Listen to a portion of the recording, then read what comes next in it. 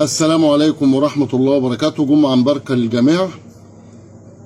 قبل ما ادخل في عملة النهاردة ونتكلم عنها ونستكمل العملات واسعارها، هجاوب على سؤال معظم الناس دايما بتبعته: ليه العملات دي لها تمن مع انها انقرضت وما عادش لها وجود بعضها؟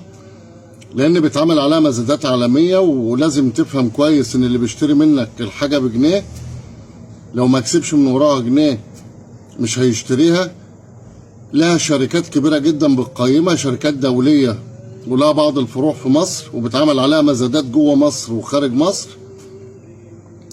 فالموضوع مش كده وخلاص، مش مجانين بالعملة، لا، لا هواة، وفي ناس بتدرس الموضوع ده، وفي كتب على فكرة لكل العملات موجودة في الأسواق.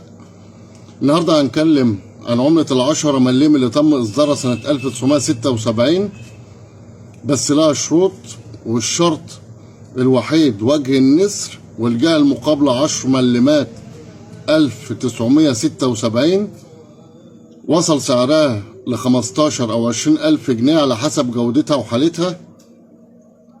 سوق العملات كل يوم عن يوم بيرتفع والطلب عليه بيزيد. لو عندك عملات احتفظ بيها، خصوصا الورقية، بس لازم يكون جودتها وحالتها عالية عشان تقدر تبيعها بسعر كويس، لكن لو متهالكة مش هتجيب فلوس. اتمنى يكون الفيديو عجبكم.